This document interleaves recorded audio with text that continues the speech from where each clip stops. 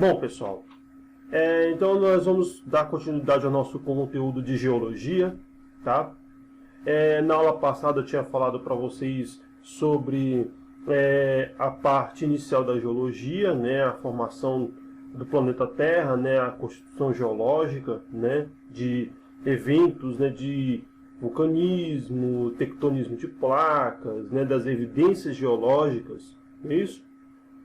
Então nós vamos dar prosseguimento a esse conteúdo, trabalhando propriamente dito a evidência geológica de fato, né, aquilo que vai contar de fato a história da formação do planeta Terra, que são as rochas e os minerais, tá, pessoal?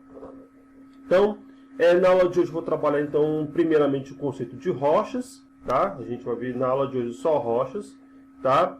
E posteriormente nós vamos ver numa outra aula os minerais, ok? Então vamos lá nos conceitos iniciais. Então, a origem do planeta Terra até os dias atuais retratam o que nós chamamos de tempo geológico, tá? Esse tempo geológico, ele é contado a partir do processo de resfriamento da Terra. E esse processo de resfriamento da Terra dá origem ao que nós conhecemos como rochas, tá? Nós vimos na última aula que a parte da crosta terrestre é formada por o que nós chamamos de crosta continental e crosta oceânica. Ou seja, a parte do continente é formada por rochas e o assoalho, ou seja, o fundo do oceano também é composto por rochas. Tudo bem? Mas, professor, o que vem a ser rochas? Então, rochas nada mais são do que agregados, ou seja, conjuntos de minerais, né? Ou seja, são substâncias químicas sólidas encontradas naturalmente no ambiente, na natureza. E que cada um dos minerais que compõem essas rochas possuem propriedades específicas. Como, por exemplo, a cor. Nós temos minerais de diversas cores, tá?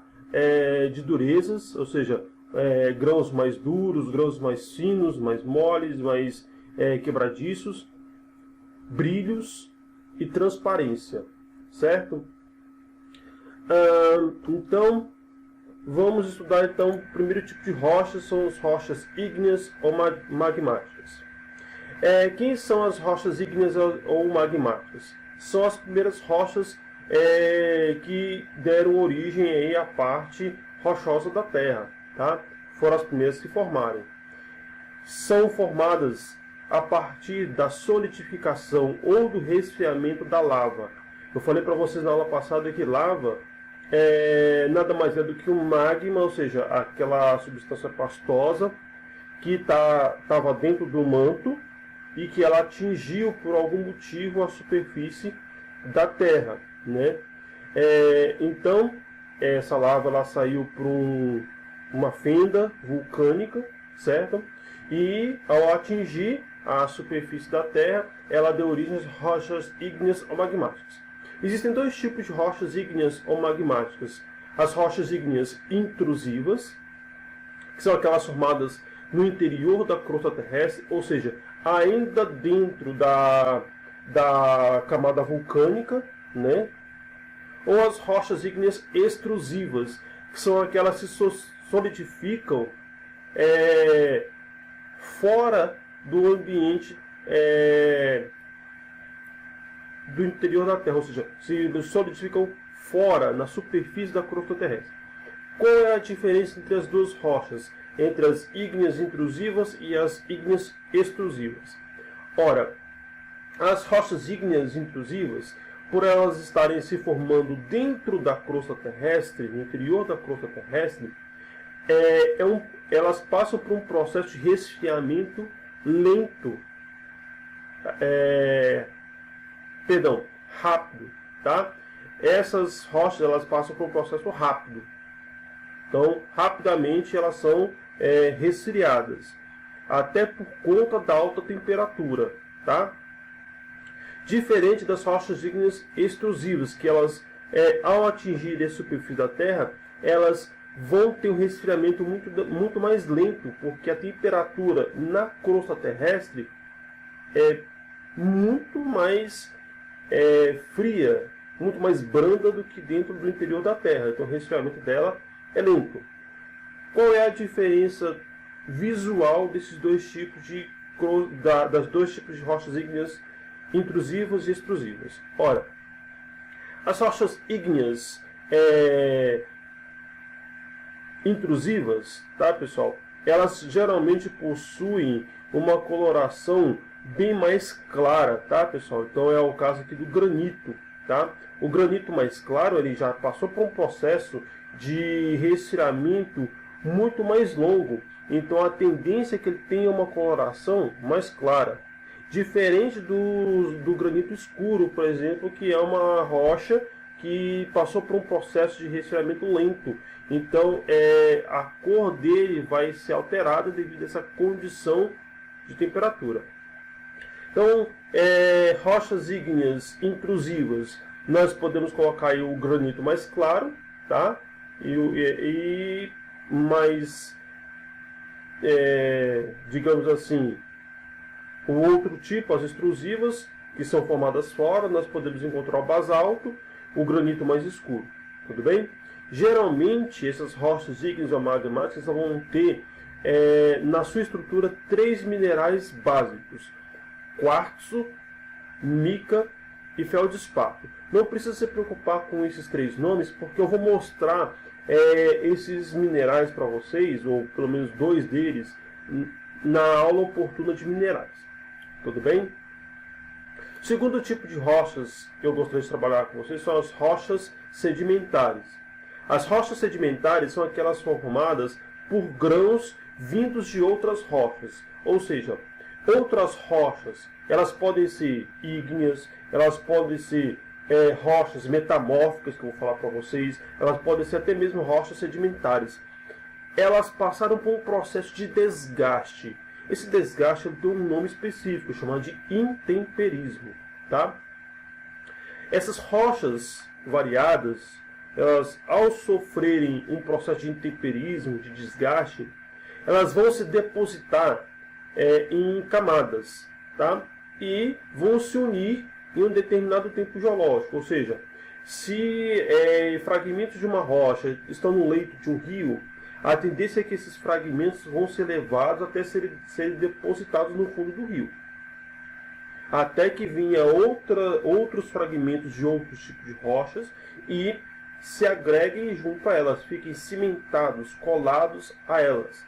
Um grande exemplo é o conglomerado, tá? Que é este camaradinho aqui, tá? Outro tipo de rocha sedimentar que é muito comum a gente encontrar é o argilito, tá? Que vai dar origem ao que nós chamamos de argila, e o arenito, que vai dar formação à areia, tudo bem? O arenito, ele é formado pelo desgaste da rocha granito, que é uma rocha magmática, uma rocha ígnea. A mesma coisa nós podemos falar do conglomerado. O conglomerado, ele é formado por um conjunto de vários minerais, tá? O argilito é uma rocha formada pela desintegração de um mineral, que eu vou mostrar para vocês depois, que é o feldespato. Tudo bem? O calcário é a mesma coisa. Nós temos várias outras rochas que podem sofrer processos tanto do vento, tanto da chuva, tanto do calor do sol, tá? Ou de outro fenômeno natural que podem agir sobre essas rochas. Então, chuva, vento, sol, calor, tudo isso influencia no processo de desgaste, de intemperismo, e que ao longo do tempo vai levando esses grãos a se sedimentarem, a se depositarem em determinado local e agregarem com outros fragmentos de rochas. Tranquilo? Outra coisa muito importante eu lembrar para vocês. Abaixo dessas camadas de rochas sedimentares é possível encontrarmos as principais evidências geológicas do nosso planeta, que são os fósseis. Os fósseis nada mais são do que impressões de animais, de plantas, dentro de rochas sedimentares. Tá?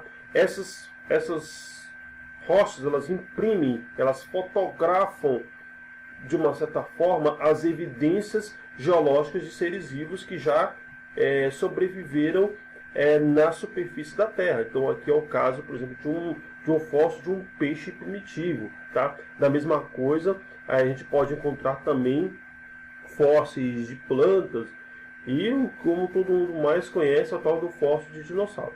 Até por título de curiosidade, pessoal, não sei se vocês sabem, mas aqui no Brasil nós temos um sítio paleontológico.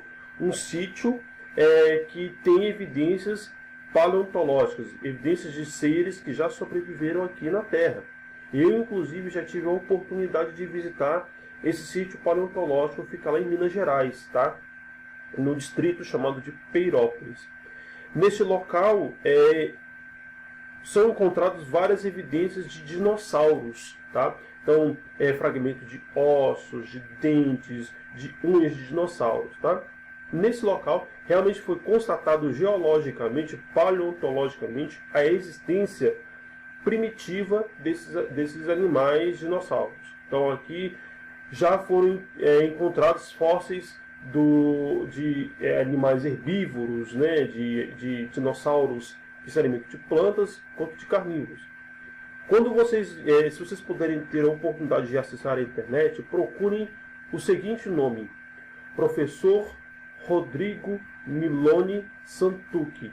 Ele é professor do Instituto de Geologia da UNB e da Faculdade UNB Planaltina. Ele foi responsável por encontrar a evidência do maior dinossauro já existente no Brasil, tá? Que é chamado de Uberabaçucos. Tá?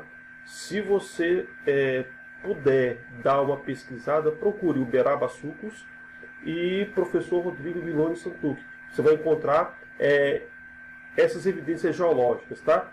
Pesquise também um município chamado de Peirópolis, Minas Gerais. Você vai também encontrar vários e vários relatos, vários registros paleontológicos sobre a existência de dinossauros e outros seres viventes na era geológica do Triássico, enfim, que eu vou tratar com vocês mais a seguir essas eras geológicas.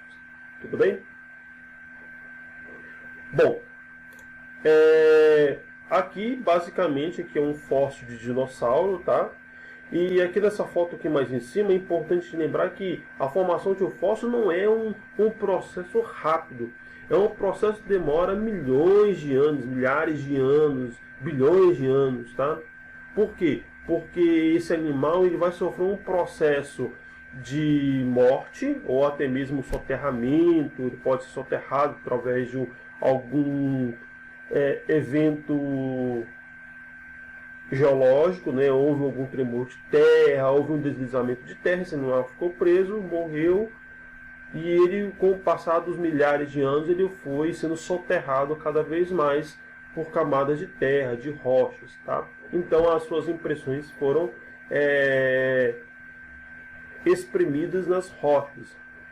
Em alguns momentos a gente consegue observar esses fósseis com muita nitidez. Significa que o fóssil está bem preservado.